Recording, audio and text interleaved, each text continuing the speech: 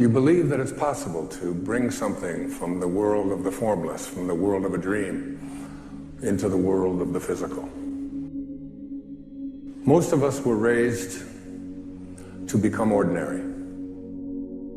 Ordinary is you go through your life and you fill out the forms and you pay your taxes and you do what your parents tell you and you're honorable and you're honest and you're a good citizen and then you die.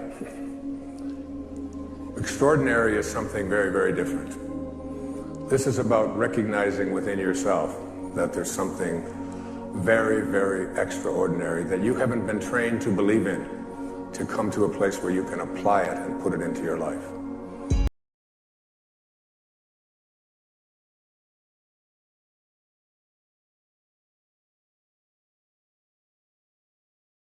Here's the big challenge of life. You can have more than you've got because you can become more than you are. Unless you change how you are, you'll always have what you got. If you want to live in your passion, whatever your passion is, you have to be willing to not make money at it. If you want to do what you love, you got to do, you have a choice. You can choose money or you can choose what you love. My parents, and I'm sure like most people's parents, say, get a good job, try and make some money, make a good living. Yeah. And because they think that's secure if you go and make money. But if you do a job and you make money and lose that job, then you lose the money and you have nothing. If you choose your passion, it actually doesn't matter whether you make money or you lose money because you're always going to have your passion to be happy, so it doesn't actually matter. And that's your safety net. Right. But the challenge of that is that it might be 8 years or 4 years before you're actually making a living at it versus something else. Most people go through life using up a very, very small part of their potential. And so anything you do that invests in yourself, that's the best investment you can possibly make. And then I would follow my passion. I mean, whatever turns you on. You know, I was lucky. I found something early that turned me on. But you don't want to take a job just for the money.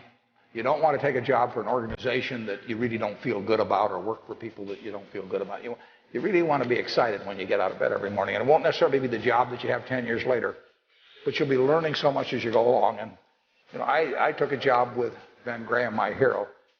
I never asked the salary, and I found at the end of the month when I got my first paycheck what I was earning because I just knew it was the right thing to be doing. So follow your passion.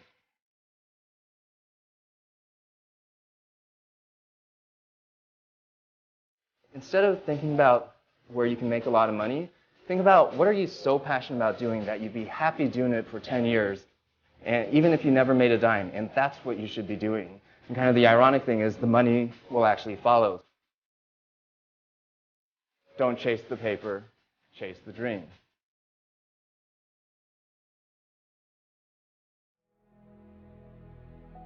Most of the people are going to earn a living. They'll eat, they'll live, they'll be fine. Beyond that, there should be something to do that's useful. That's something that says, okay, I did something.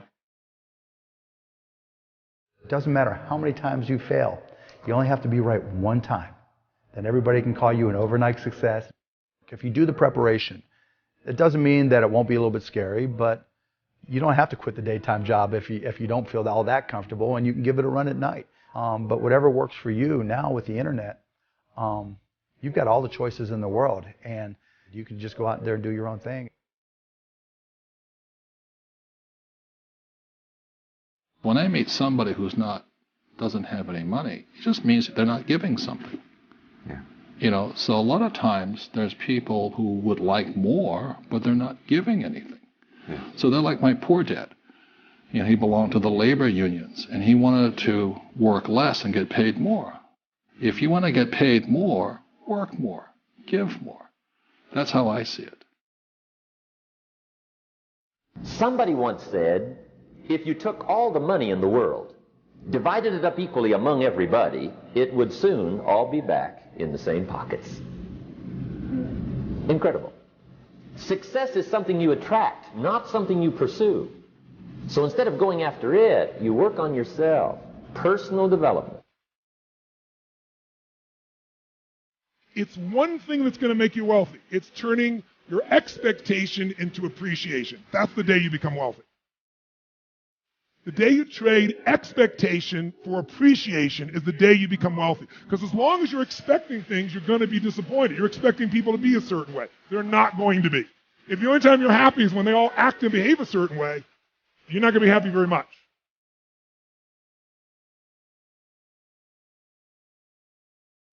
So the first place to be wealthy is psychologically, emotionally, and spiritually. And that place has to get regular deposits. And that means, just like some of you meditate, you need a daily discipline of magic moments, and you got to learn to capture the little ones. And that muscle's got to be built. So what's your daily practice? You can call it whatever you want. We'll call it here magic moments. Every day I want you to capture at least 2 to 3 magic moments minimum. It could have been a conversation with a friend. It could have been a moment when an insight happened. It could have been a moment on the mountain. It could have been a little insight or distinction that you got that changed it. But you don't just capture it and write it down. You want to feel it and realize its value. You want to feel it like it's grace, like it's a gift that's been given to you. And what you're doing is appreciating that gift. Because true happiness is not contained in what you get. Happiness is contained in what you become. There was a day that I became wealthy. I'll tell you the day, I know that day I was rich. I was broke. I was pissed. I was angry at everybody else but who? Myself. But really underneath it, I was mad at myself. I just couldn't beat myself up anymore, so I was pissed. And I had a friend that I loaned money to when I had barely enough, and I knew he needed it. And I gave him $1,200, and I'm here not able to eat. I'm down to like $25, $26. And I'm saying to him, calling him, and he's not returning my call. And I just need some money, and he's ignoring me. I didn't ignore him then, so I'm pissed. I'm frustrated. In the midst of all this, I'm also pragmatic. I got 25 and change, call it $26. What the hell am I going to do? This little boy comes in, dressed in a little suit, and he was so adorable, and he opened the door for his mother, and his mother was an attractive lady, and he came over and he pulled out the seat for her, and she sat down, and it moved me. I don't know why, it moved me. And I thought, this kid is like pure. I wanted to always be this way. He's such a good kid. He's a giver. So I got up and I paid for the meal, and whatever it was, $6, $7. So now I've got whatever left, $17, $18, $19. And I walk up to this little boy. I had no plan for this. I just reached in my pocket. I took all the money I had left, $17, $18, $19, and I put it on the table. I should have been freaking out. How the fuck am I going to eat? But I didn't. Because something inside of me had finally got past scarcity. I finally realized there's something inside of us more than our limits, especially around this thing called money, that I had let terrorize me. And I got home, and the mailman came that day, and I had no idea I was going to have my next meal. And a letter comes, and it's from the guy I loaned the money to. Handwritten note saying, I've been avoiding you. It's wrong. I'm so sorry. You were there when I needed you. Here's what I owe you plus a little bit more. And the $1,200 was there plus another $100 for the time that I had to take care of it.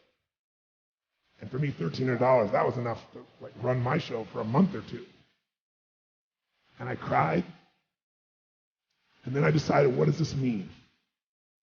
And I thought, this means that whenever you give, it's always going to come back, so you don't have to ever think about that again. Just give. And the rewards will be greater than you can ever imagine. I don't know if that's coincidence, but I decided to believe that day was a blessing when I became rich. And I can tell you honestly, I've had tough days in my life, economically, emotionally, like all of us. But I've never gone back to that scarcity. I never will.